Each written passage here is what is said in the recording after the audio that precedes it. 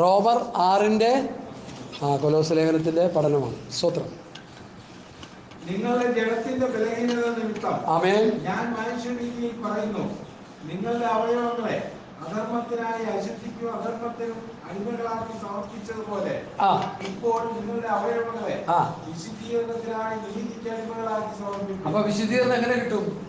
പാപം ചെയ്തുകൊണ്ടിരുന്ന അവയവം നീതി ചെയ്യാനായിട്ട് സമർപ്പിച്ച് ദൈവവചനം അനുസരിച്ച് നീതി ചെയ്തുകൊണ്ടിരിക്കുമ്പോൾ ഒരു സാധനം കിട്ടും. എന്ത് കിട്ടും? വിശുദ്ധീകരണം. വിശുദ്ധീകരണത്തിൻ്റെ അന്തമാണ് എന്ത്? നിത്യജീവൻ. പാപത്തിൻ്റെ ശമ്പളം മരണപത്രേ, ദൈവത്തിൻ്റെ കൃപാവരവും കർത്താവായ യേശുക്രിസ്തു നിത്യജീവൻ. ഈ നിത്യജീവൻ ഫ്രീ ആയിട്ട് കിട്ടത്തില്ല. നീതീകരണം പ്രാപിച്ചവൻ നീതി ചെയ്ത് വിശുദ്ധീകരണം പ്രാപിച്ചുകൊണ്ടിരിക്കണം. മുമ്പ് പാപം ചെയ്തുകൊണ്ട് നമ്മുടെ കണ്ണ്, കൈ, കാലെല്ലാം നീതി ചെയ്യാനായിട്ട് സമർപ്പിച്ച് നീതി ചെയ്തുകൊണ്ടിരിക്കുമ്പോൾ ഒരു സാധനം കിട്ടും നമുക്ക്. എന്താണ്? വിശുദ്ധീകരണം. വിശുദ്ധീകരണത്തിൻ്റെ അന്തമാണ് നിത്യജീവൻ. പാപം ചെയ്തുകൊണ്ടിരുന്നാൽ എന്ത് കിട്ടും? ഞാൻ മുമ്പ് എടുത്ത ക്ലാസ്സാണ് ഇവിടെ. പാപം ചെയ്തുകൊണ്ടിരുന്നാൽ എന്ത് കിട്ടും? ലജ്ജ. നീതി ചെയ്തുകൊണ്ടിരുന്നാൽ വിശുദ്ധീകരണം. പാപം ചെയ്തുകൊണ്ടിരുന്നാൽ പ്ലസ് ലജ്ജ, പ്ലസ് ലജ്ജ, പ്ലസ് ലജ്ജ, മരണം. റോമർ 6-ന്റെ ഭയങ്കര പഠനമാണ്. നീതി ചെയ്തുകൊണ്ടിരുന്നാൽ പ്ലസ് വിശുദ്ധീകരണം, പ്ലസ് വിശുദ്ധീകരണം, പ്ലസ് വിശുദ്ധീകരണം is equal to everlasting life, നിത്യജീവൻ. എത്ര മനോഹരമായ ടീച്ചിങ് ആണ് പൗലോസ് പഠിപ്പിച്ച. ആ പഠിപ്പിക്കലൊന്നും ഇന്ന് ആ പഠിപ്പിക്കലുകൾക്ക് ആദരാഞ്ജലി പഠിപ്പിക്കുന്നില്ല. അതാ പറഞ്ഞത്, നമുക്ക് നീതിയോടെ ജീവിക്കാൻ, വിശുദ്ധിയോടെ ജീവിക്കാൻ ആവശ്യമായ വചനത്തിൻ്റെ വെളിപ്പാടുകൾ കർത്താവിൻ്റെ ദാസന്മാർ, അപ്പോസ്തലന്മാർ കൂടെ നടന്ന് നിന്നവരൊക്കെ തന്നിട്ടുണ്ട്. പിന്നെ അവർ റവറന്റുമാരും ഡോക്ടർമാരും ഒന്നല്ലെന്ന് മാത്രമേ ഉള്ളൂ. ഒരു സാധാരണ മനുഷ്യരാണ്. യോഹന്നാനെ കുറിച്ചും പത്രോസിനെ കുറിച്ചും പ്രവൃത്തി 4 എന്താ പറയുന്നത്? സാധാരണ മനുഷ്യർ. അത് വേറൊന്നുകൂടി ഉണ്ട്. അവർ പഠിപ്പില്ലാത്തവരും സാധാരണ മനുഷ്യരെന്നറിയാൻ ആശ്ചര്യപ്പെട്ടു. പത്രോസിനെയും യോഹന്നാനെയും കണ്ടപ്പോൾ ആശ്ചര്യപ്പെട്ടു. ഇവര് ഒരു പഠിപ്പില്ലാത്തവരാണ്, സാമാന്യ മനുഷ്യരാണെന്ന് ആശ്ചര്യപ്പെട്ടു. അടുത്ത വാക്യം, ഫില്ലിൻ ദ ബ്ലാങ്ക്സ്. അവർ യേശുവിനോടുകൂടിയായിരുന്നു. ഹല്ലേലൂയ. അവർ കർത്താവിനോടുകൂടി ആയിരുന്നു. അവർ വചനധ്യാനവും പ്രാർത്ഥനയിലും സമയം ചെലവഴിച്ചു. ഇനിയിപ്പോൾ വിശ്വാസികളെ പോലെ എനിക്കറിയാം, സർക്കസ് കൂടാരത്തിൽ ചെന്നാൽ വിശ്വാസികളെ കാണാം. സിനിമാ തിയേറ്ററിൽ നിന്ന് പിടിച്ചുകൊണ്ട് വരാം വിശ്വാസികളെ. ഞങ്ങളിവിടെ നടക്കുന്ന ഒരു നെഹ്റു സ്റ്റേഡിയം ഉണ്ട്. ആ സ്റ്റേഡിയത്തിൻ്റെ ചുറ്റും കിടന്ന ആൾക്കാർ നടന്ന് നോക്കുമ്പോൾ ഒരു സഹോദരൻ ഒരു 8 മണിയായപ്പോൾ അവിടെ ഓടയിൽ കിടക്കുക. എന്ത് പറ്റി? പെന്തക്കോസ്തായിരുന്നു, അടിച്ചത് കൂടിപ്പോയി. അത് തെറ്റി അവിടെ കിടക്കുക. പിന്നെ സഹോദരന്മാരുടെ അവിടെ, ബ്രദറെ എന്താ ഇവിടെ കിടക്കുന്നത്? ശരി, കൂടിപ്പോയി. ശരി, വാ എഴുന്നേറ്റ് പോവാ. യേശുവിനോടുകൂടി ആയിരിക്കാൻ ആർക്കും സമയമില്ല, പ്രാർത്ഥിക്കാൻ സമയമില്ല. ക്ലബ്ബുകളിൽ പോവുക. പണ്ടൊക്കെ ഞങ്ങൾ ഈ ക്യാരംസ് കളിക്കാനായിട്ട് ക്ലബ്ബിൽ ഇറങ്ങത്തില്ല, രാവിലെ പോയി വൈകുന്നേരം അറിയാം. ഇപ്പം നമ്മൾ എത്തി നോക്കത്തില്ല. നമുക്ക് പറ്റാത്ത മേഖലകൾ നമ്മൾ വിട്ടുകളയണം സഹോദരങ്ങളെ. നമ്മുടെ മനസ്സിനെ, അതാ ഞാൻ പറയാം, നമ്മുടെ മനസ്സിനെ, നമ്മുടെ ഹൃദയത്തെ ഉയരത്തിലുള്ളത് ചിന്തിക്കാൻ, ഉയരത്തിലുള്ളത് അന്വേഷിക്കാനായിട്ട് സെറ്റ് ചെയ്തെടുക്കണം. സെറ്റ് ചെയ്ത് വെച്ച് കഴിഞ്ഞാൽ, ഞാൻ നേരത്തെ പറഞ്ഞ പോലെ എയർപോർട്ടിൽ നമ്മളിങ്ങോട്ട് വരുമ്പോൾ എന്ത് ചെയ്യും? സെറ്റ് ചെയ്യാനുള്ള ഉത്തരവാദിത്വം നമുക്കുണ്ട്. ഇന്നത്തെ പ്രസംഗത്തിലെ പ്രധാന വിഷയം നമ്മുടെ മനസ്സിനെ, നമ്മുടെ ഹൃദയത്തെ ഉയരത്തിലുള്ളത് അന്വേഷിക്കാനായിട്ട് സെറ്റ് ചെയ്യും, രൂപാന്തരപ്പെടുത്തിയെടുക്കുക. സ്വർഗീയമായ കാര്യങ്ങൾ, ഉയരത്തിലെ കാര്യങ്ങൾ. ഫിലിപ്പിയ ലേഖനം 4-ന്റെ 8-ാം വാക്യം ഒന്ന് വായിച്ചേ. ഫിലിപ്പിയർ 4-ന്റെ 8-ാം വാക്യം. Hallelujah, hallelujah, hallelujah. ഒടുവിൽ സഹോദരന്മാരെ, സത്യമായതൊക്കെയും ഘനമായതൊക്കെയും നീതിയായതൊക്കെയും നിർമ്മലമായതൊക്കെയും രമ്യമായതൊക്കെയും സൽകീർത്തിയായതൊക്കെയും സൽഗുണമോ പുകഴ്ചയോ അതൊക്കെയും. അപ്പൊ ചിന്തിക്കാനുള്ള കാര്യം, ഇത് ചിന്തിക്കാനായിട്ട് നമ്മുടെ മനസ്സിനെ സെറ്റ് ചെയ്യണം. എന്തോ അവിടെ എഴുതി വെച്ചേക്കുന്നത്? സത്യമായത്, ഘനമായത്, നീതിയായത്, നിർമ്മലമായത്, രമ്യമായത്, സൽകീർത്തിയായത്, സൽഗുണം, പുകഴ്ച, ഇതൊക്കെയും ചിന്തിക്കാനായിട്ട് നമ്മുടെ മനസ്സിനെയും ഹൃദയത്തെയും സെറ്റ് ചെയ്യണം. സർപ്പം ഹവ്വായെ ഉപായത്താൽ ചലിച്ചതുപോലെ നിങ്ങളുടെ മനസ്സ് ക്രിസ്തുവിനോടുള്ള ഏകാഗ്രതയും നിർമ്മലതയുമായിട്ട് വഷളായി പോകരുത്. എങ്ങനെയാ വഷളായി പോകുന്നത്? ഉയരത്തിലുള്ളത് ചിന്തിക്കാതെയും ഉയരത്തിലുള്ളത് അന്വേഷിക്കാതെയും നമ്മുടെ ഹൃദയവും മനസ്സും പോകുമ്പോൾ അതിനെ വഷളാക്കി കളയും സാത്താൻ. അനന്യാസോടും സബീറിനോടും ചോദിക്കുന്നുണ്ട് പത്രോസ്, വിറ്റ ശേഷവും നിന്റെ തന്നെ, വിൽക്കുന്നതിന് മുൻപും. പിന്നെ അടുത്ത ഭാഗം എന്താണെന്നറിയാം?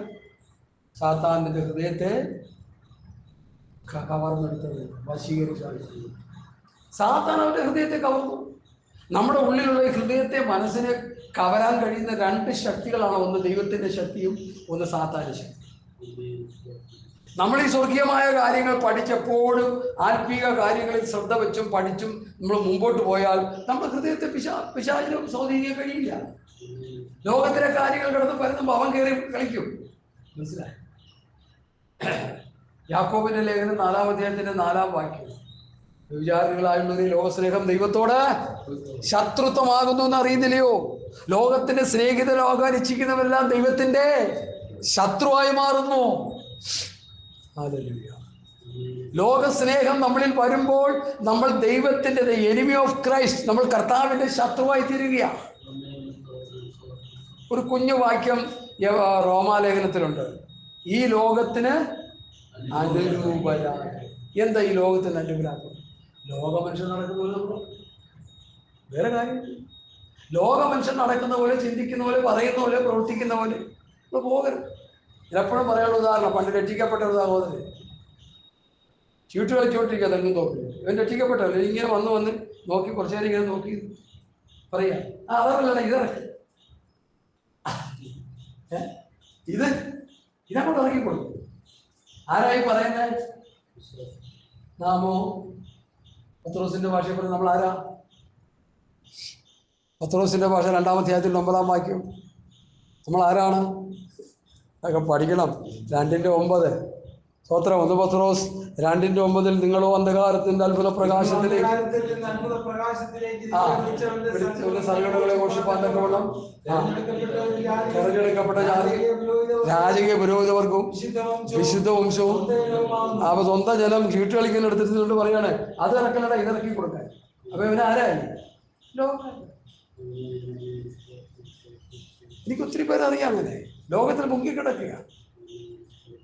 ഏതെങ്കിലും കാരണവശാൽ ലോകത്തിന്റെ ഒരു അവസ്ഥയിലേക്ക് പെട്ടെന്ന് നമ്മൾ മടങ്ങി വരണം. ഏറ്റു പറഞ്ഞ് ദൈവത്തോട് ശുദ്ധീകരണം പ്രാപിച്ചോളാം. എനിക്കൊന്നും സംഭവിക്കാറുണ്ട് പലപ്പോഴും. ഈ ജീവിതത്തിൽ കൈവറിന് കൊടുക്കണമല്ല, ലോകത്തിലെ കാര്യങ്ങൾ നമ്മൾ അറിയാതെ നമ്മൾ മനസ്സങ്ങോട്ട് പോകും.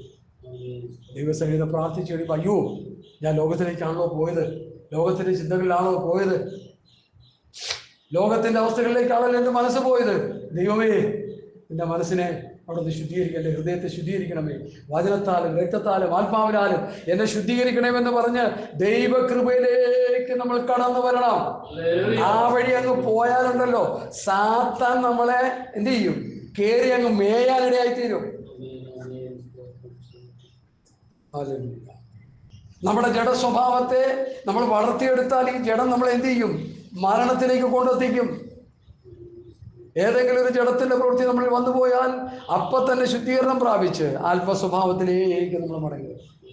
അതിനുള്ള ടീച്ചിങ്, അതിനുള്ള പഠിപ്പിക്കൽ സഭകൾ കൊടുക്കണം, വിശ്വാസികൾ കൊടുക്കണം. അങ്ങനെ അവരെ വളർത്തിയെടുക്കണം, ക്രിസ്തുവിൽ തികഞ്ഞവരാക്കി നിർത്തണം.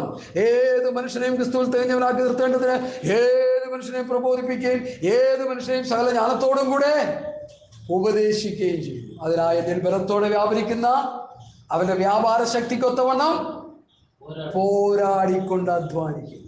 ശുശ്രൂഷന്മാർ ചെയ്യുന്നതാണ് പോരാട്ടമാണ്. ലോകത്തോടും ജഡത്തോടും പിശാചിനോടും പോരാടി തങ്ങളുടെ കയ്യിൽ കിട്ടിയിരിക്കുന്ന ജനത്തെ ക്രിസ്തുവിൽ തികഞ്ഞവരാക്കുവാൻ വലിയ പോരാട്ടമുണ്ട്.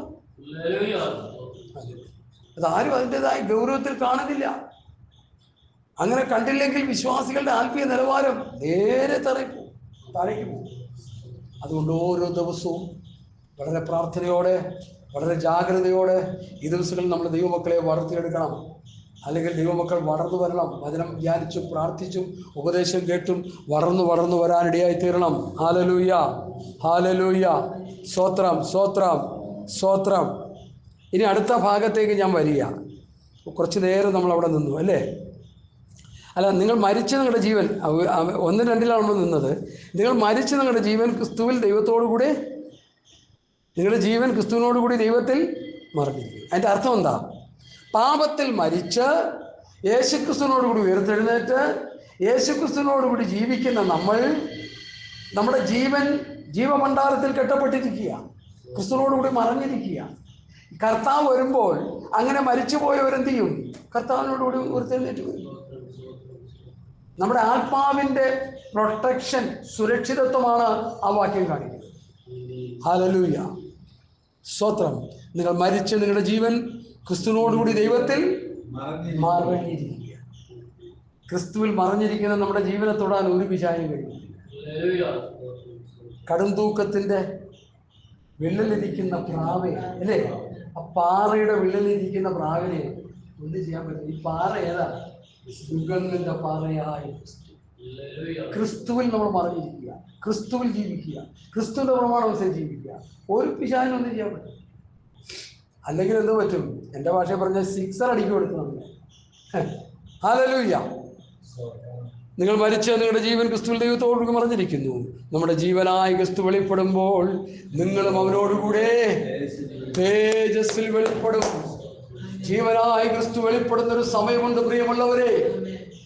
ആ ജീവനായ ക്രിസ്തു വെളിപ്പെടുമ്പോൾ നമ്മൾ തേജസ്സിൽ വെളിപ്പെടും. റോമാലേഖനം 8-ാം വാക്യം ഒന്ന് വായിച്ചു നോക്കിയേ. 8:16 വായിച്ചു നോക്കിയേ. ഉച്ചത്തിൽ വായിക്കണേ. Hallelujah, hallelujah, hallelujah. ആ, നാം ദൈവത്തിന്റെ മക്കളെന്ന് ആത്മാവദാനം നമ്മുടെ ആത്മാവോടുകൂടെ സാക്ഷ്യം പറയുന്നു. നാം മക്കളെങ്കിലോ അവകാശികളുമാകുന്നു. ദൈവത്തിന്റെ അവകാശികളും ക്രിസ്തുവിന്റെ കൂട്ടവകാശികളും തന്നെ. നാം അവനോടുകൂടെ തിരസ്കരിക്കപ്പെടേണ്ടതിന് അവനോടുകൂടെ കഷ്ടം അനുഭവിച്ചാലത്രേ നമ്മിൽ വെളിപ്പെടുവാനുള്ള തേജസ് വിചാരിച്ചാൽ. നമ്മിൽ വെളിപ്പെടുവാനുള്ള തേജസ്. ഒരു നിമിഷം നിൽക്കണേ, ദാസനെ നിൽക്കണേ. നമ്മൾ വെളിപ്പെടുവാനുള്ള തേജസ്. ഈ കഴിഞ്ഞ ദിവസങ്ങളിൽ ഒരു അച്ചായനും ഞാനുമായിട്ടൊരു സംവാദമല്ല സംസാരിച്ചത്. ഞാൻ പറഞ്ഞു, നമുക്ക് കിട്ടുന്ന ആ രൂപാന്തര ശരീരത്തിന് യാതൊരു ലോകത്തിലെ ചിന്തകളുമില്ല എന്ന് പറഞ്ഞു. അപ്പോൾ പുള്ളി പറഞ്ഞു, ധനവാന് യാതനാ സ്ഥലത്ത് കിടന്നുകൊണ്ട് അവന് വേദന അനുഭവിക്കാനും സഹോദരന്മാരെ കുറിച്ച് ചിന്തിക്കാനും ലാസറിന്റെ നിലവാരം കാണാനും അവന് കഴിഞ്ഞല്ലോ. എൻ്റെ മറുപടി, അത് യാതനാതലത്ത് കിടന്നുണ്ട്. രൂപാന്തര ശരീരം അവന് കിട്ടിയില്ല, ഉയർപ്പിൻ ശരീരം അവന് കിട്ടിയില്ല. മരിച്ചവന്റെ ആത്മാവനരേതി പോയതാ. ക്രിസ്തുവിനോടുകൂടി ഉയർത്തെഴുന്നേറ്റിരിക്കുന്ന ഒരു ഭക്തന് അവൻ എന്തില്ല? യേശു ക്രിസ്തുവിന് കിട്ടിയ രൂപാന്തര ശരീരം, ദേവര വിവാഹം, തേജസ്സിന്റെ ശരീരം. ദേവര വിവാഹത്തോടനുബന്ധിച്ച് കർത്താവ് അത് പറഞ്ഞു, സ്തോത്രം, നിങ്ങൾ തിരുവെഴുത്തുകളെയും ദൈവശക്തി അറിയാൻ തെറ്റിപ്പോകുന്നെന്ന് പറഞ്ഞു. അപ്പോഴാണ് അവർ പറയുന്നത്, ഒരുത്തനൊരു ഭാര്യ ഉണ്ടായിരുന്നു, അവൻ മരിച്ചുപോയി, രണ്ടാമത്തനും മരിച്ചുപോയി, 7 പേര് മരിച്ചു. പുനരുദ്ധാനത്തിൽ ആർക്ക് ഭാര്യ? അപ്പോൾ പുനരുദ്ധാനത്തിൻ്റെ ശരീരങ്ങൾക്ക് എന്തില്ല? വിവാഹമില്ല. അവർ ദൂതന്മാരെ പോലെയാകും. ദൂത ശരീരത്തോടെ ആയിരിക്കും അവർ ജീവിക്കുന്നത് സ്വർഗത്തിൽ. ആ ശരീരത്തിന് എന്തില്ല? കഷ്ടതയില്ല, കണ്ണുനീരില്ല, ദുഃഖമില്ല, മുറവിളിയില്ല, അവസാനം മരണമില്ല. വെളിപ്പാട് 21-ന്റെ 1 മുതൽ 5 വരെയുള്ള വാക്യം വായിച്ചാൽ പെട്ടെന്ന് വായിച്ചാൽ. സ്തോത്രം, സ്തോത്രം, സ്തോത്രം, സ്തോത്രം. ഹല്ലേലൂയ. ഞാൻ പുതിയ ആകാശവും പുതിയ ഭൂമിയും കണ്ടു. ഈ പഴയ ആകാശം പഴയ ഭൂമിയൊക്കെ പോയി പുതിയ ആകാശം പുതിയ ഭൂമി കണ്ട കാര്യമാണ് പറയുന്നത് യോഹന്നാൻ അപ്പോസ്തലൻ. ഒന്നാമത്തെ ആകാശവും ഒന്നാമത്തെ ഭൂമി, പാപം ചെയ്തുകൊണ്ടിരുന്ന ഈ ഭൂമി മുഴുവൻ ഒഴിഞ്ഞുപോയി. ആദാമ്യ പാപ നിമിത്തം ശാപഗ്രസ്തമായ ഭൂമി ഒഴിഞ്ഞുപോയി. ദൈവം അതിനെ മാറ്റി. സമുദ്രവും ഇല്ല, മീൻപിടുത്തക്കാരുടെ കട്ടപ്പൊഹ, സമുദ്രവും ഇല്ല. അടുത്ത പുതിയ യെരൂശലേം എന്ന വിശുദ്ധ നഗരം, ഭർത്താവിനായി അലങ്കരിച്ചിട്ടുള്ള മണവാട്ടിയെ പോലെ സ്വർഗത്തിൽ നിന്ന് ദൈവസന്നിധിയിൽ നിന്ന് തന്നെ ഇറങ്ങുന്നത് ഞാൻ കണ്ടു. സിംഹാസനത്തിൽ നിന്ന് ഒരു മഹാശബ്ദം പറയുന്നതായി ഞാൻ കേട്ടത്, ഇതാ മനുഷ്യരോടുകൂടെ ഏതൻ തോട്ടത്തിൽ നിന്ന് പോയ ദൈവം ഇതാ വന്നിരിക്കുക ഇവിടെ. മനുഷ്യരോടുകൂടി ദൈവത്തിന്റെ കൂടാരം. അടുത്ത് ദൈവം നമ്മോടുകൂടി വസിക്കുന്ന ഒരു സമയമാണത്. അടുത്ത് അവൻ നമ്മുടെ കർത്താവിന്റെ ജനമായി നമ്മൾ ഇരിക്കും. ഇരിക്കും. അപ്പൊ കണ്ണീരില്ലാത്ത കാലം. അടുത്ത് മരണമില്ല. ദുഃഖവും മുറവിളിയും കഷ്ടതയും. എത്ര കൂട്ടം കാര്യങ്ങളുണ്ട് അവിടെ എണ്ണി പറഞ്ഞാൽ? 3. 2 വിഴുങ്ങി കളഞ്ഞ പാസ്.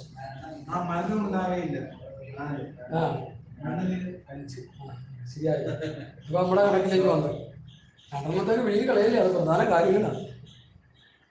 കഷ്ടതയില്ല, കണ്ണുനീരില്ല, ദുഃഖമില്ല, മുറവിളിയില്ല, ലാസ്റ്റ് മരണമില്ല. പുതിയ ആകാശം പുതിയ ഭൂമിയിൽ അതില്ല. ഈ പഴയ ആകാശം പുതിയ ഭൂമിയിൽ എന്തുണ്ട്? ഇത് മുഴുവനില്ല. ഈ 5 ഉണ്ട്. ഞാൻ പറയുന്നത് എൻ്റെ ഭാഷ ശ്രദ്ധിക്കണേ. ഈ 5ഉം കൊടികുത്തി വാഴുക. അതുകൊണ്ടാണ് പൗലോസ് പറഞ്ഞത്, വിട്ടുപിരിഞ്ഞ് ക്രിസ്തുവിനോട് ഇരിക്കാൻ അങ്ങനെ കഷ്ടങ്ങൾ അനുഭവിച്ചുകൊണ്ടിരിക്കുകയല്ലേ. ഒരു ദൈവദാസൻ അനുഭവിക്കുന്ന കഷ്ടത എന്താണെന്ന് പൗലോസിന്റെ ജീവിതം നമ്മൾ പഠിക്കുമ്പോൾ മനസ്സിലായി. വളരെ പ്രതികൂലമാണ്. പൗലോസ്, പത്രോസ്, യോഹന്നാൻ, യാക്കോബ് അല്ലാതെ കർത്താവിൻ്റെ കൂടെ നടക്കുന്ന ശിഷ്യന്മാരുടെ അവസ്ഥ അത് തന്നെ. കർത്താവിനെ വിട്ടുപോയ ശിഷ്യന്മാരൊക്കെ ഇന്നത്തെ ശിഷ്യന്മാർ മുഴുവൻ കർത്താവിനെ വിട്ടുപോയവരാണ്. നല്ലൊരു പങ്ക്. അവർ പലരും കോടീശ്വരന്മാരാണ്, സുഖലോലുപികളാണ്. അവർ ലക്ഷറി ലൈഫ് നയിക്കുന്നതാണ്. ബാംഗ്ലൂരിൽ നിന്നൊരു പാസ്റ്ററെ പ്രസംഗിക്കാൻ കൊണ്ടുവന്നൊരു പാവം പിടിച്ച പാസ്റ്റർ. അവിടെ കഴിഞ്ഞപ്പോൾ പാസ്റ്റർ പറഞ്ഞു, എൻ്റെ വീട്ടിലെ ഏറ്റവും നല്ല മുറി ഞാൻ പാസ്റ്ററിന് വേണ്ടി ഒരുക്കിയിരിക്കുന്നു. No no no no no no no no no no. എന്താ കാര്യം? ഐ വാണ്ട് ഈ എന്താണ് എ സി റൂം. പിന്നെ ഈ ഇന്റർനെറ്റിന് ഒരു പേര് പറയുമല്ലോ, വൈഫൈ ഫെസിലിറ്റി. ഇതിനാ പാവം ചെയ്യാൻ പാസ് പറയും. പ്രസംഗമൊക്കെ അടിച്ചു പറക്കുക, അതൊന്നും കുഴപ്പമൊന്നുമില്ല. പ്രസംഗമൊക്കെ തകർക്കും. എനിക്കെന്ത് വേണം?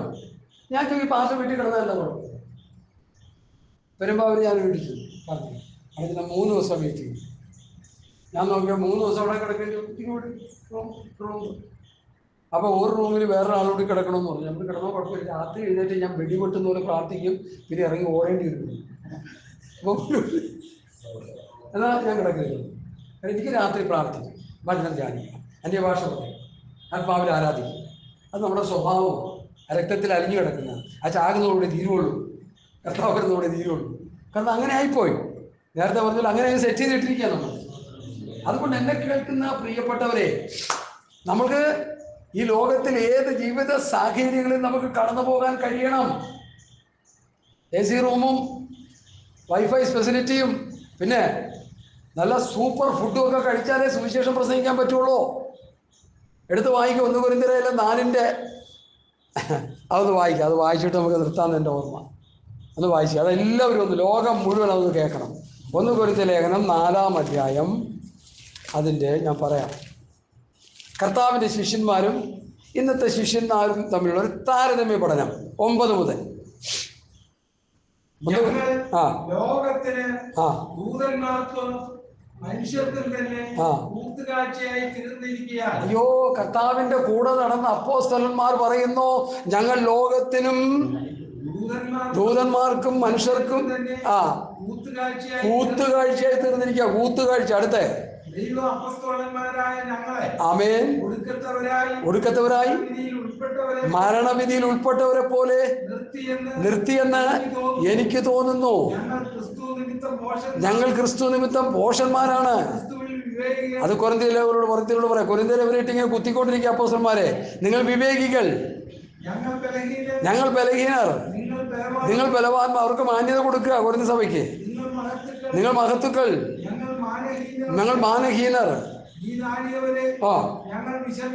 നാഴിക വരെ ഞങ്ങൾ വിശന്നും ദാഹിച്ചും ഉടുപ്പാനില്ലാതെയും കുത്തുകൊണ്ടും സ്ഥിരവാസം കൂടാതെയും ഇരിക്കുന്നു.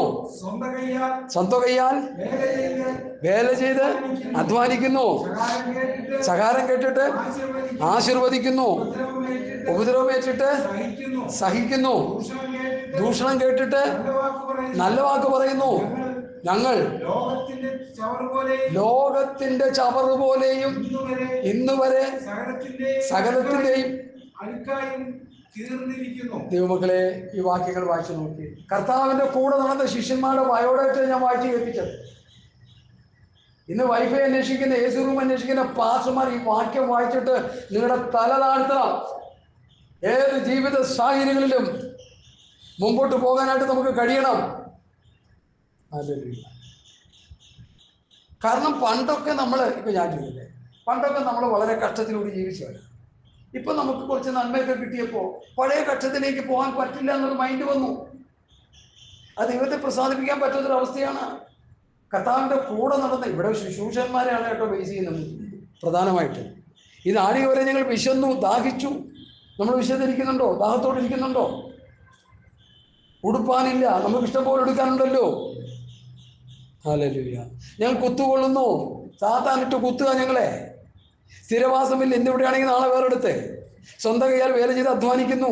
ശകാരം കേട്ടിട്ട് ആശീർവദിക്കുന്നു. ഞങ്ങളൊരാൾ വഴക്ക് പറയുമ്പോൾ തിരിച്ചു പറയുകയല്ല ചെയ്യുന്നത്.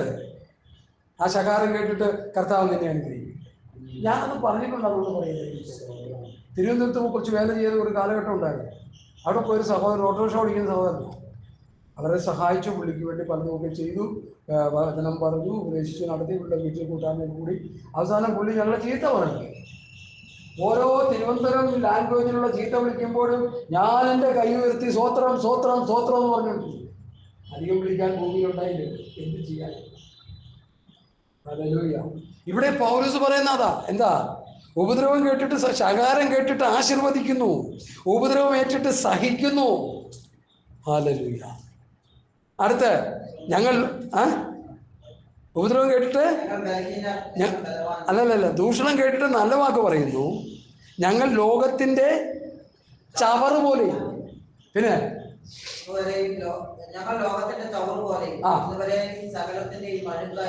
കർത്താവിന്റെ കൂടെ നടന്ന് തിന്നുകുടിച്ച ശിഷ്യന്മാരുടെ ബയോഡേറ്റയാണ് നമ്മൾ വായിച്ചു കേട്ടത്. ഇന്ന് കർത്താവിന്റെ കൂടെ നടക്കുന്നെന്ന് പറയുന്ന ശിഷ്യന്മാർ അല്ലവേ അല്ല. അവരൊക്കെ ജീവിതത്തിൽ ഇതിനോട് താതാത്മ്യം പ്രാപിക്കാൻ അവർ കഴിയും. എനിക്കറിയാം, എൻ്റെ മരിച്ചു കിടക്കുമ്പോൾ ഒരു ചർച്ചിലൊരു പാസ് വന്നിട്ട് പുള്ളിക്ക് സമയം കൊടുത്തില്ല എന്ന് പറഞ്ഞ് കടതല് കുത്തി പോലെ മുഖം വെച്ചിട്ടുണ്ട്. സമയം ഉണ്ടായില്ല. ഈ മരിച്ച വീട്ടിൽ എന്നാ പ്രസംഗിക്കാൻ? എൻ്റെ അമ്മ രക്ഷിക്കപ്പെട്ടു എന്ന് പറയും, ഉള്ളത് കാലം പറയാം. എല്ലാവരും കൂടി കൊണ്ടുപോയി മുക്കിയതാണ് അവിടെ. അമ്മയോട് ചോദിച്ചു, രക്ഷിക്കപ്പെട്ടത് ആരും രക്ഷിക്കില്ല? ഞാൻ ചോദിച്ചില്ല. അപ്പോൾ സ്നാനപ്പെട്ടത് നിങ്ങളെല്ലാം കൂടി കൂടെ മുക്കിയില്ല. അപ്പോൾ എന്തായി മനസ്സിലായി? അവർ സ്നാനപ്പെട്ടതും രക്ഷിക്കപ്പെട്ടതും അവരുടെ രക്ഷ ശരിയല്ലെന്ന് അവർ തന്നെ പറഞ്ഞു. അപ്പോൾ അവർ മരിച്ചു കഴിഞ്ഞപ്പോൾ എന്ത് പറ്റി? പാസ്റ്റർമാർ വന്നു കഴിഞ്ഞ്, ചേട്ടൻ്റെയൊക്കെ കൂട്ടുകാരെ പാസ്റ്റർമാരൊക്കെ വന്നു, എല്ലാവർക്കും പ്രസംഗിക്കാൻ സമയം കൊടുത്തു. സമയം ഉണ്ടായില്ല. അപ്പോൾ ഒരു പാസ്റ്റർ പിണങ്ങിപ്പോയി. ഇവിടെ അവർ പറയുന്നു, ഞങ്ങൾ സ്വന്തം കൈയാൽ വേല ചെയ്ത് അധ്വാനിക്കുന്നു. ശകാരം കേട്ട് ആശീർവദിക്കുന്നു. ഉപദ്രവം കേട്ട് സഹിക്കുന്നു. ദൂഷണം കേട്ട് നല്ല വാക്ക് പറയുന്നു. ഞങ്ങൾ ലോകത്തിൻ്റെ ചവറ് പോലെയും ഇന്നുവരെയും സകലത്തിൻ്റെയും അഴുക്കായി തീർന്നിരിക്കുന്നു. ഞങ്ങൾ അഴുക്കാണ്, ചവറ് പോലെയാണ്. ഞങ്ങൾ ഈ ഭൂമിയിലെ ഞങ്ങളുടെ ജീവിതം വളരെ വേദനാജനകമാണ്. പക്ഷേ ഞങ്ങൾ മരിച്ചു കഴിഞ്ഞാൽ ഞങ്ങളുടെ ആത്മാവ് ക്രിസ്തുവിനോടുകൂടി ആയിരിക്കും. രക്തസാക്ഷികളായി തീർന്ന അപ്പോസ്തലന്മാർക്ക് സ്വർഗത്തിൽ കൊടുക്കുന്ന പ്രതിഫലം എന്താണെന്ന് നമുക്കറിയാമോ? എത്ര വലിയ അനുഭവങ്ങളാണത്. ഒരു കണ്ണ് കണ്ടിട്ട് ഒരു മനുഷ്യനെ അവർ കൊടുക്കുന്ന ബഹുമാനം, സ്ഥാനം. അതുകൊണ്ട് എന്നെ കേൾക്കുന്ന പ്രിയപ്പെട്ടവരെ, ഈ കർത്താവിൻ്റെ ശിഷ്യന്മാർ അങ്ങനെ ജീവിച്ച് നമ്മളെല്ലാം ഇപ്പം അങ്ങനെ ആവണമെന്നല്ല എൻ്റെ അർത്ഥം. ഏത് ജീവിത സാഹചര്യത്തിലൂടെ പോകേണ്ടി വന്നാലും പെറുപെറുക്കാതെ സന്തോഷത്തോടെ അത് ഏറ്റെടുത്ത്, കർത്താവെ എൻ്റെ അവസ്ഥ ഇതാണ്, സാരമില്ല. കർത്താവിൻ്റെ കൂടെ കിടന്ന ശിഷ്യന്മാർ അങ്ങനെയായിരുന്നു. എനിക്കും എൻ്റെ ജീവിത സാഹചര്യം താണുപോയാലും വിശ്വസ്തയോടെ ഞാൻ അങ്ങേ സേവിച്ച് അങ്ങ് വന്ന് കർത്താവിൻ്റെ മുഖം കണ്ട് കർത്താവിനെ ആരാധിക്കും. അതുമാത്രമല്ല, ഇതിൽ ഏറ്റവും ഒരു പ്രധാന പോയിന്റ് ഉണ്ട്. അതുകൊണ്ട് ഞാൻ പറഞ്ഞ് പ്രാർത്ഥിക്കാനാണ് താല്പര്യപ്പെടുന്നത്. ഈ കർത്താവിന്റെ ശിഷ്യന്മാരെല്ലാം ആത്മീക സമ്പന്നന്മാരായിരുന്നു. യാക്കോബിന്റെ ലേഖനം 2-ാം അധ്യായത്തിന്റെ 5-ാം വാക്യം പെട്ടെന്ന് പറയും. അത് വായിച്ച് ഞാൻ നിർത്താൻ പോവാം. 5 മിനിറ്റ് കൂടി ഉണ്ട്. യാക്കോബ് 2:5. ഒരാൾ 1 കൊരിന്ത്യർ 1:4-5 അവിടെ വായിക്കാം. 2 വാക്യങ്ങൾ വായിക്കും, ബാക്കിയൊക്കെ ഞാൻ പറയാം. യാക്കോബ് 2:5. പ്രിയ സഹോദരന്മാരെ, കേൾപ്പീൻ. ദൈവം ലോകത്തിൽ ദരിദ്രരായവരെ അതാണ് മതി വിശ്വാസത്തിൽ സമ്പന്നരാക്കി. അടുത്ത് അപ്പൊ ദൈവരാജ്യത്തിന്റെ അവകാശികളാക്കി ദരിദ്രന്മാരെ കർത്താവ് തീർത്തു എന്നാണ് യാക്കോബ് പറയുന്നത്. ഞങ്ങൾക്ക് സമ്പന്നത കിട്ടി വിശ്വാസത്തിലാണ്. ഞങ്ങൾക്ക് സമ്പന്നത കിട്ടി പ്രത്യാശയിലാണ്. ഞങ്ങൾക്ക് സമ്പന്നത കിട്ടി. ബക്കോലിന്റെ സഭ കഷ്ടതയിലൂടെ കൂടെ പോകുന്ന സഭ, കാഠിന്യ ശോധനയോടെ പോകുന്ന സഭ, സന്തോഷ സമൃദ്ധിയുള്ള സഭയായി. നീതിദാനത്തിന്റെയും കൃപാദാനത്തിന്റെയും സമൃദ്ധി, പ്രത്യാശയുടെ സമൃദ്ധി. 1 കൊരിന്ത്യർ 1:4-5 വായിച്ചില്ലല്ലോ. 1-ന്റെ നിങ്ങൾക്ക് ക്രിസ്തുയേശുവിൽ നൽകപ്പെട്ട ദൈവകൃപ നിമിത്തം അപ്പൊ അവർക്ക് കൃപ കിട്ടി കൊരിന്ത്യ സഭയ്ക്ക്. അടുത്ത് ഞാൻ എന്റെ ദൈവത്തിൽ നിങ്ങളെ കുറിച്ച് എപ്പോഴും സ്തോത്രം ചെയ്യുന്നു. ആമേൻ. ക്രിസ്തുവിന്റെ സാക്ഷ്യം നിങ്ങളിൽ ഉറപ്പായിരിക്കുന്നു. കർത്താവിന്റെ സാക്ഷ്യം അവരിൽ ഉറപ്പാണ്. അവനിൽ നിങ്ങൾ സകലത്തിലും വിശേഷാൽ സകല വചനത്തിലും സകല പരിജ്ഞാനത്തിലും സമ്പന്നരായി തീർന്നു. എന്താ വായിച്ചു കേട്ടത്? സകല വചനത്തിലും പരിജ്ഞാനത്തിലും സമ്പന്നരായിരുന്നു കൊരിന്ത്യ സഭ. ഹല്ലേലൂയ. അതുകൊണ്ടാണ് ആ പാപം ചെയ്തവനെ എന്ത് ചെയ്ത് സാത്താന്റെ കയ്യിൽ ഏൽപ്പിക്കാൻ പൗലോസും കൊരിന്ത്യരെ വിശ്വാസികളും കൂടി തീരുമാനിച്ചത്. ഇന്ന് പാപം ചെയ്തവനെ ചേർത്ത് പിടിച്ച് അവന്റെ തോത്രാഴ്ച പിടിച്ച് തിന്നോണ്ടിരിക്കുകയല്ലേ. എത്ര അപകടകരമായ അവസ്ഥയിലൂടെയാണ് നമ്മൾ പോകുന്നത്. എന്റെ കൂട്ടു സഹോദരൻ മദ്യപിച്ച് സ്വന്തം വീട്ടിൽ കയറി തൂങ്ങിയപ്പോഴാണ് എനിക്കത് മനസ്സിലായത്. അതും എനിക്കറിയത്തില്ല. അന്നോട്ട് ഞാൻ ശക്തിയോട് പ്രസംഗിക്കാൻ പറ്റില്ല. ഒരു മദ്യപിച്ച ഒരു ചർച്ചിലെ വിശ്വാസി വർഷങ്ങളായിട്ട് വന്നുകൊണ്ടിരിക്കുമ്പോൾ ഒരു വാക്യമെടുത്ത് മദ്യപാനി ദൈവരാജ്യം അവകാശമാക്കിയില്ലെന്ന് പറയാൻ ഇവർക്ക് എന്തുകൊണ്ട് കഴിഞ്ഞില്ല? എന്താ ചോദ്യം? മറുപടി പറഞ്ഞു. മദ്യപാനി ദൈവരാജ്യം അവകാശമാക്കുന്ന പുസ്തകത്തിലില്ലേ? എന്തുകൊണ്ട് ഈ സഹോദരനോട് പറയാത്ത? സഹോദരന്റെ പേര് ആമോസ് എന്നാണ്. വർഷങ്ങൾ കഴിഞ്ഞ ചരിത്രമാണ്. ഇന്നും ആ സഭയുടെ പിന്തുണച്ചക്കാരൊക്കെ കിടപ്പുണ്ട്. അവരെന്നെ വിളിച്ച് പാർട്ടി ഇങ്ങോട്ട് പോകാൻ അവർ വേറെ പണി നോക്കാൻ കണ്ടോ. എല്ലാവരെയും കൂട്ടിക്കൊണ്ട് പോകണം, നിങ്ങളോടൊപ്പം നിൽക്കാൻ എനിക്ക് പറ്റത്തില്ല. ഏതിലേയും പോകുന്നവരെ കൂട്ടിക്കൊണ്ടു പോകുന്നതല്ല സഭ. സഭ വിശുദ്ധിയിലും വേർപാടിലും ജീവിക്കേണ്ടതാണ്. 1-2 പേരുണ്ടെങ്കിലും അവർ വിശുദ്ധന്മാരായിരിക്കണം. അത് ജയ്സ്വാസ് പറഞ്ഞൊരു 10 പേരെയും കൊണ്ട് സ്വർഗത്ത് പോകാൻ പറ്റിയ ദൈവമേ ഭാഗ്യമായിരുന്നു. കാരണം 12 വരുമ്പോൾ അതിലൊരു യൂതയുണ്ട്. അവനിങ്ങനെ കിണ്ടിക്കൊണ്ടിരിക്കും. ശരിയല്ലേ? കണക്ക് കറക്റ്റാണ്. 24 വന്നപ്പോൾ 2 യൂതയായി. 42 4 4 ഉള്ളിൽ കയറിയ ഇങ്ങനെ അവർ വർക്കൗട്ട് ചെയ്ത് അവസാനം അവിടെയുള്ള പാസ്റ്ററിന് ഒരു ഒത്തതയും കാണും. അതുകൊണ്ട് 10 ആകുമ്പോൾ ഒരു കുഴപ്പമില്ല. 12 വന്നാലും ഒന്നും വരുള്ളൂ. കർത്താവ് എന്താ പറയുക? 2-3 പേർ എന്റെ നാമത്തിൽ കൂടിയുള്ള മധ്യത്തിൽ ഉണ്ടല്ലോ. എന്നാലും കർത്താവിന്റെ വാക്കിന് വിലയില്ലേ? ഇപ്പൊ ചിലർ പറയണത് ഞങ്ങൾക്ക് 500 പേര് വേണം. ഓഹോ, അടുത്ത കണ്ടീഷൻ 500 പേര് വേണം വിശ്വാസികൾ. 500 പേര് വേണം. ഒരാൾ സ്വോത്രാഴ്ച ഇടുന്നത് 500 രൂപയായിരിക്കണം. എങ്ങനെയുണ്ട്? ഈ എറണാകുളം പട്ടണത്തിലുണ്ടെന്ന ചർച്ചകൾ ഒളിച്ചു കളയാതെ 500 പേരെങ്കിലും വേണം. 500 പേരും ഒരാള് 500 രൂപയെങ്കിലും സ്വോത്രാഴ്ച ഇട്ടേക്കണം. 100 പേര് ഇവിടെ വേണ്ട, പൊക്കോതി ഇവിടെ. എന്നെ ഒന്നും ഇവിടെ വളർത്താൻ പറ്റത്തില്ല. ഓ, എന്തൊരു വളർത്തലാന്നറിയും. 500 എണ്ണത്തിനെ വളർത്തുന്നത് കണ്ടു കഴിഞ്ഞാൽ കന്നുകാലികളെ വളർത്തുന്ന പോലെ. ദൈവമക്കളെ, എൻ്റെ ഹൃദയത്തിൻ്റെ വേദന കൊണ്ട് ഞാൻ പറയുക, നിങ്ങൾ വേറെ രീതിയിലൊന്നും ചിന്തിക്കരുത്. 10 പേരെങ്കിലും വളർത്തിയെടുത്ത് കർത്താവ് വരുമ്പോൾ ഇതാ നീയും ഞാനും നീ എനിക്ക് തന്ന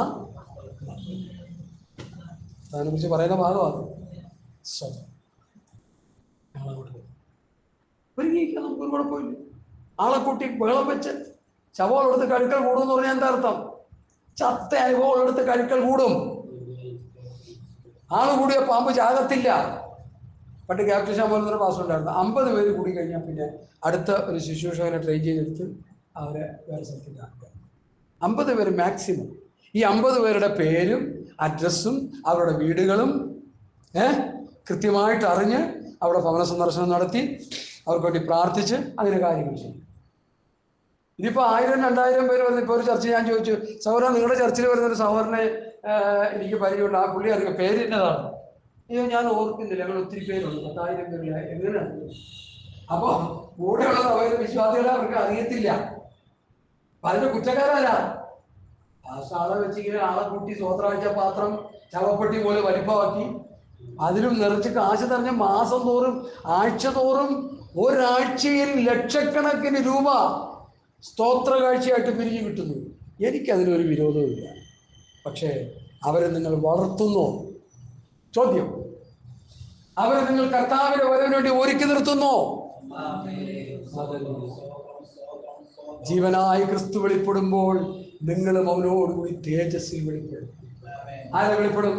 ഉയരത്തിലുള്ളത് അന്വേഷിച്ച്, ഉയരത്തിലുള്ളത് ചിന്തിച്ച്, നമ്മുടെ മൈൻഡിനെ ഉയരത്തിലുള്ളത് ചിന്തിക്കാനും ഉയരത്തിലുള്ളത് അന്വേഷിക്കാനും സെറ്റ് ചെയ്ത് സ്വർഗീയമായ കാര്യങ്ങൾ ചിന്തിച്ചുകൊണ്ടിരിക്കുന്നവർക്കാണ് ഇവിടെ പൗലോസ് പറയുന്നത്, ജീവനായ ക്രിസ്തു വെളിപ്പെടുമ്പോൾ നിങ്ങളും അവനോടുകൂടി തേജസ്സിൽ വെളിപ്പെടും. എല്ലാവരും ഒന്നും വെളിപ്പെടില്ല പ്രിയമുള്ളവരെ. ഉയരത്തിലുള്ളത് അന്വേഷിച്ച്, ഉയരത്തിലുള്ളത് ചിന്തിച്ച്, സ്വർഗീയമായ കാര്യങ്ങളിൽ ഇടപെട്ട് ആ മറിയെപ്പോലെ കർത്താവ് പറഞ്ഞ വചനങ്ങളെ അങ്ങനെ തന്നെ കേട്ട് സ്വത്രം ശുദ്ധീകരണം പ്രാപിച്ചുകൊണ്ടിരുന്ന ആ മറിയ കുഞ്ഞിനെ പോലെ നമ്മളും ദൈവത്തിൽ നിന്ന് വചനം കേൾക്കുകയും പഠിക്കുകയും ശുദ്ധീകരണം പ്രാപിച്ചുകൊണ്ടിരുന്നാൽ നമുക്ക് സ്വർഗത്തിൽ പോകാം. ഹല്ലേലൂയ. ഇല്ലെങ്കിൽ നമ്മുടെ കാര്യം പരുങ്ങലിലാണ്. എൻ്റെ വാക്കുകളെ ഞാനിവിടെ ഉപംസരിക്കുകയാണ്. കണ്ടിടും കണ്ടിടും പ്രിയനെ ഞാൻ കണ്ടിടും, അന്യനല്ല സ്വന്തം തൻ്റെ മുഖം കണ്ടിടോ. കണ്ടിടും കണ്ടിടും പ്രിയനെ ഞാൻ കണ്ടിടോ, അന്യനല്ല സ്വന്തം തൻ്റെ മുഖം കണ്ടിടോ.